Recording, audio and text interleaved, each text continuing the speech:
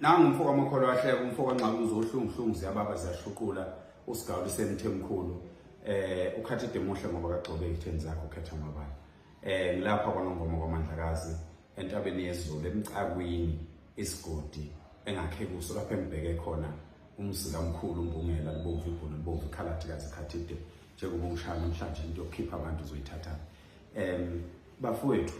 bafowethu sekuze kwaba isejwayezi siyolokhu sikhuzile nje siyolokhu sizilima nje siyolokhu futhi siphila impilo okuthiwa ke iyabhora kodwa umuntu uyabuka mangikhumula la nguvezela umzimba wami ngoba ngineminyaka u44 nguvezela umzimba wami awukhombi umzimba wami ukuthi ngiyabhora uma ufika lapha engisuke ngisebenza khona kudingeka amandla awukhombi umzimba wami akukhombi impilo esegazini ayikhombi ukuthi ngiyabhora uma ngabe ulalela sikhuluma sizinzizo sihlanganisa ukukhuluma kufuneka isisombululo sokuthi impilo ayiye phambili akukhombi ukuthi ngiyabhora kodwa siyakwemukela ukuthi siyabhora asinankinga siyakwemukela ziningi insizwe engixoxa nazo osuke eshozini umfoko kaNgcobo lapha abaningi bayamazi umnewethu osibhekile lapha kwaMandlakazi kulolu khalo lungapha ngakwasuwela sibhekwe leyo insizwa thina ke sayikhethela ukubhekwa uye ngokufana ngokuthi sibancane kunayo bakhona obhuti ocijamlenze lapha emsini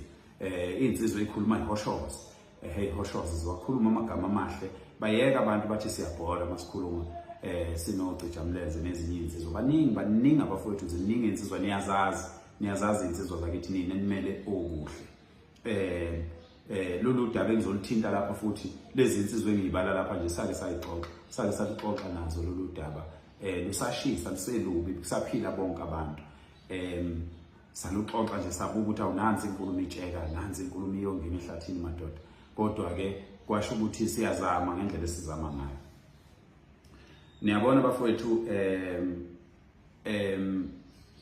kufika nalezi insizwe ezisencane lapha kwaNongoma ukuthi uma ngabe kukhulunywa uxolele wena ukuthi uwenze abantu bakwenye indawo bejabule ngokuthi wena wethu ukuphakela umthakathi kufika nalezi insizwe ezisencane ukuthi lapha ekuhambeni insizwe ezincane zingamazi umuntu wangakubo zimhloniphele ukuthi wangakubo hayi ngoba kuzobandlululwa ezinye insizwe kodwa umhloniphe nje umuntu ngoba wazi ukuthi wazi kini uma ungavelelwa inkinga la ungahamba naye noma uyongahamba aye ekhaya ayotshela abasekhaya ukuthi nangu usibani bani usevelelwe inkinga lokho akusho ukuthi ezinye insizwa uyithandi weyinsizwe nisebancane lokhu ukuthi manje semadolobheni bese nedelelana nina bakwaNongoma bese ungafuni ukuhamba imihlangano yeyigodi zangakini lezi ngoba nakho uthi wena laba abantu balokhu behlangana bakuhlukanisa nabangani bakho bakomhlaba yalingana bakuhlukanisa nabangani bakho bakoPotchefstroom ayikho leyo nto leyo akusho ukuthi awuzukuba nabo abangani kodwa kubalekile ukuthi uvele kulawa amabhuku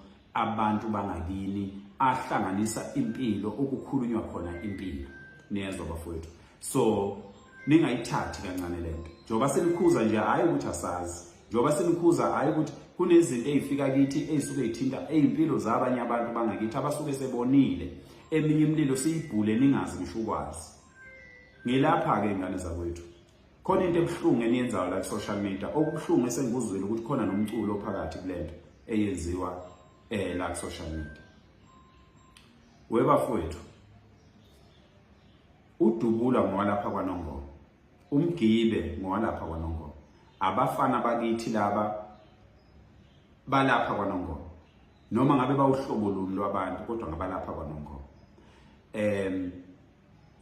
udubula uhambile ke emhlabeni umoya wakhe ulale ngokuthula abakwambatha sabakhalela siyabakhalela futhi namanje kodwa musana ukuhlikihla abafowethu pelepele ezilondeni zabantu bakwambatha singamaZulu thina bafowethu isifo siyahlonishwa ngisho ngabe umuntu benecala elingakanani uma esehambile emhlabeni uyaxolela ake sibe ngamaZulu nje ngane zakwethu ku-social media ake siwenze ube nempilo okubuhlungu lamaqhaweni aculayo ngesinye isikhathi masimtshela ukuthi laba abantu balibele niyasenyanya nisithuke kanti ngempela kukhona isigaba othi ungaba sezingeni elithile uyithatha uyibeke kusona ngezinga lakho nangomsebenzi osuke usuwenzile ngisho ungaba ingane ngake ngaqalekisa ngami la ngathi mina ngiphethe abantu ngihola abantu njengomdidiyelo kwaMandlakazi abangangobaba wami akusho ukuthi labo bantu abazi lutho, bazokukhulu empeleni okuningi engikwenzayo ngikuthatha kubo, ulwazi lolo enginalo ngiluthatha kubo, kodwa inkosi yathi angime phambi kwabo. Nabo sebehlonipha lokho, abahloniphi mina, bahlonipha izwi lenkosi. Ngakho ngiyacela mina lolu daba lukaDubula ngicela ukuthi siluvaleni bafowethu, ngoba lensizwe ihambe kabuhlungu emhlabeni. Insizwa ke lapha thina siyazi lapha kwaNongoma ukuthi insizwa yakwaNongoma engayifakile einsizweni zangakubo, ephila impilo yayo ihamba namavi amaningi okungawona wangakubo. Isikhathi esiningi iqinise lemsulo kwenzeka njengoba kwenzeka koDubula, kungabikho ngisho umkhondo ningazi ngisho ukuthi nizoshona, ngoba vele umuntu usuke engekho evili langakubo, usuke ehamba emazolweni singamazi ukuthi uhamba kubo.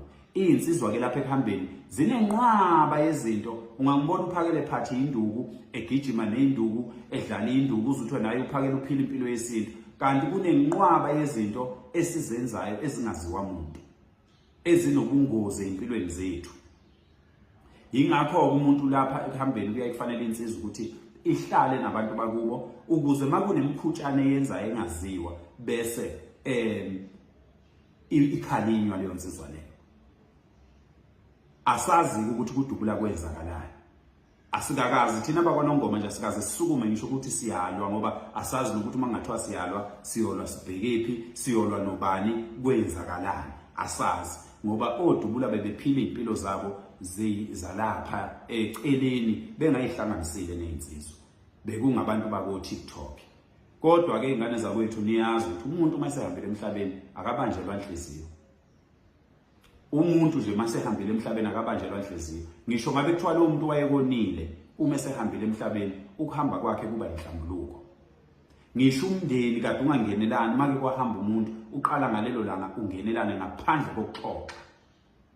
Asibe ngamaZulu, asibuyele esizulweni sethu esihle nemikhuba yethu emihle eyakha thina njengesizwe. Ngicela niyeke ukubulalisa umgibe. Ngicela niyeke ukubulalisa umgibe. Nifuna umgibe abulawe ngabantu bakwaMbatha, kube ngazuthi umgibe uyo wabulalisa uDubula. Kuyekeni lokho ingane zakwethu. Uma lokho kwenzeka thina abakwaNongoma siyohamba sikubone, siyohamba simbone umgibe ukuthi nguye owenza lokho. Kodwa musana ukuphilisa enye ingane kabuhlungu kangaka ngokuthi nimcijele imkhonto ngabantu bakwaMbatha. Kuyekeni lokho bafowethu okubuhlungu. Abanye abantu banama accounts aqondile la. Uma ubhala into thina ngomuntu wakithi siyakwazi thina ukukulandela kwe account njengoba nani nenza kithi. La phakathi kwenu kunabantu abahamba beze beyofika kwaNdabandaba.